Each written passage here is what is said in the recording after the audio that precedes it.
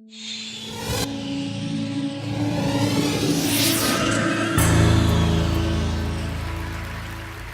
a tous autour de nous des gens qui ont des idées un peu folles. Alors, on les appelle des originaux, au mieux des artistes. En tout cas, ce sont des gens qui créent des projets, qui lancent des initiatives.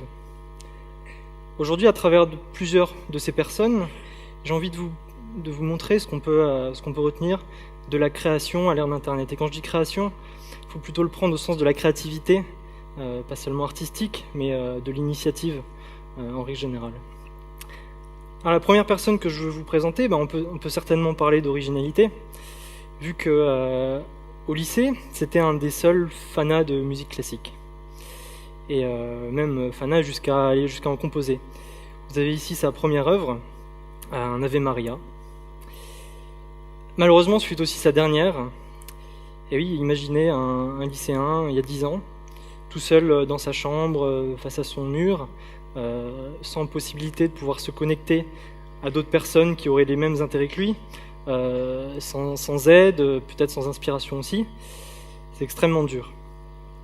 Bon, vous l'avez peut-être deviné, ce lycéen, c'est moi. Et on peut peut-être parler d'opportunités manquées, comme je pense qu'il y en a tous les jours, il y en a eu tous les jours autour du monde. Vous inquiétez pas, j'ai su en attraper quelques autres. En tout cas, quand on est seul, c'est dur.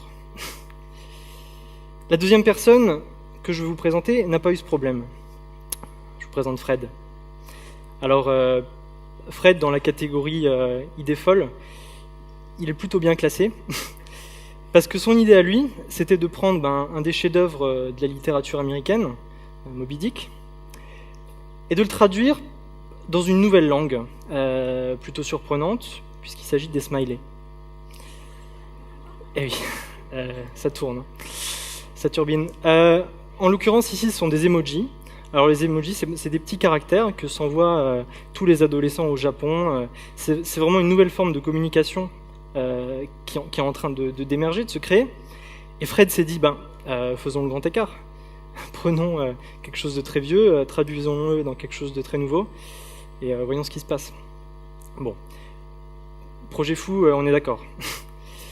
Pour essayer de mener à bien ce projet, il a utilisé deux technologies qui n'existaient pas il y a 10 ans, et qui, à mon sens, changent notre façon de créer et permettent de nouvelles choses. La première, c'est Kickstarter. Alors Kickstarter, c'est un site, ce n'est ni le seul ni le plus gros, où on peut créer une page pour son projet. Donc ici, Fred a créé une page pour son livre. Il a posté une vidéo dessus expliquant que chaque phrase de Moby Dick, ici la première, allait être traduite mot à smiley pour finalement arriver au bouquin complet. Bon, donc il a posté sa vidéo, il a expliqué ce qu'il voulait faire, et il a lancé ça dans l'océan d'Internet, en se disant, il y a bien quelques originaux comme moi, quelques personnes que ça va faire rire, que ça va interpeller. Et donc il a posté ce projet, et il a réussi à trouver des personnes, puisqu'il a trouvé 83 personnes. Internet, c'est tellement grand qu'il y a bien des fous comme vous, qui lui ont donné plus de 3 000 $. Alors voilà, le projet était lancé, il avait un début de budget. Évidemment, il restait encore à vraiment le faire, ce qui est en soi un problème non négligeable.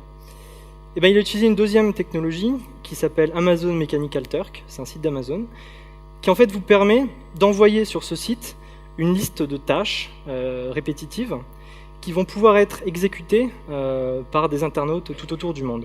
Donc là, ce que Fred a envoyé, il a envoyé la liste de chaque phrase de Moby Dick pour que des traducteurs payés assez peu cher le traduisent collaborativement. Alors après, il y a tout un système de vote, de sélection des meilleures traductions, qui a permis à la fin à Fred de récupérer le livre entièrement traduit. Alors, c'est quand même quelque chose de fondamentalement disruptif quand on y réfléchit. Vous imaginez bien que 3 500 $ aurait jamais été suffisant pour traduire Moby Dick en entier, sans oublier bien sûr le fait qu'il n'existe pas encore de traducteur professionnel anglais smiley. Donc voilà, grâce à ces deux technologies, Fred a réussi à mener son projet à bien, et quelques semaines plus tard, il a imprimé ce qu'il a appelé Emojidic, et l'a évidemment offert à tous ses généreux donateurs. Bon, ce que je veux vous montrer avec cet exemple un peu farfelu, c'est que même l'idée la plus folle aujourd'hui a sa chance. On ne sera plus jamais tout seul dans sa chambre de lycéen à être en face d'un mur. On est dans un océan. Et ça, c'est vraiment important pour la création. Alors, bon, vous allez me dire, ok, Sylvain, il est marrant ton truc, mais ça change pas ma vie. C'est peut-être marrant pour pour lever un peu d'argent et puis pour faire des petits projets. Et c'est vrai que dans tous les projets artistiques, il y a quand même une notion de masse critique qui est importante. Un projet, quand il passe un certain point, il explose, il devient quelque chose de mondial. Je vous présente John. Bon, moi, on parle de nouveaux modèles, c'est bien. Moi, j'ai envie que dans les nouveaux modèles de demain, il soit toujours possible pour John d'avoir une vie de rockstar comme seul John a pu en avoir, pour qu'il devienne à son tour ce John-là, qui crée mon album préféré des Beatles. On peut dire beaucoup de mal des maisons de disques, il faut quand même leur laisser une chose, c'est qu'à l'époque de John, c'était les seules structures capables d'avoir accès extrêmement facilement à une échelle mondiale, et à pouvoir propulser des gens comme ça, à pouvoir avoir une force de frappe considérable, qui permettent à des projets artistiques de traverser une génération, de la marquer profondément. Et ça, c'est extrêmement important. Donc, on a beau parler d'Internet et de choses comme ça, il faut qu'on ait accès à cette échelle, à ce genre d'impact. Et bien en fait, c'est déjà arrivé. Je vous présente Barack. Bon. Je ne suis pas là pour parler de politique, surtout qu'on a vu que l'effet de mode était vraiment bien passé. Il y a une chose, juste une chose, qui est quand même notable dans l'élection de Barack, c'est que c'est le premier candidat à la présidentielle américaine à avoir refusé l'argent public institutionnel et à s'être plutôt tourné vers un système moins contraignant, en se tournant vers chacun des Américains et en leur disant donnez-moi 10 euros, 10 dollars, 20 dollars, 100 dollars. Ça vous rappelle quelque chose ? Eh ben oui. Là où Fred avait trouvé 83 personnes pour son projet fou, eh ben, Barack a réussi à en trouver 4 millions. Et évidemment, en grande partie, à arriver à une somme comme ça. Alors voilà, la beauté de ce modèle, la beauté d'Internet, c'est la désintermédiation et c'est la capacité, on appelle le scaling, de changement d'échelle. Qu'on soit Fred dans son appartement new-yorkais, qu'on soit Barack avec ses ambitions à l'échelle nationale, on a accès à des ressources, à des connexions qui nous permettent de réaliser nos projets. Et l'histoire pourrait s'arrêter là. Voilà. Est-ce que c'est la solution ? Il y a quand même une chose sur laquelle j'aimerais attirer votre attention. C'est un des dangers qui menace cette créativité, qui menace cette vague, cette explosion qui est en train d'arriver de nouveaux projets, on le voit bien. Et paradoxalement, son plus grand danger, c'est son héritage. Je vous présente Mickey. Alors, Mickey est une petite souris fort sympathique que nous connaissons tous, probablement d'ailleurs la plus vieille souris du monde, puisqu'elle aura 82 ans la semaine prochaine. Ah oui.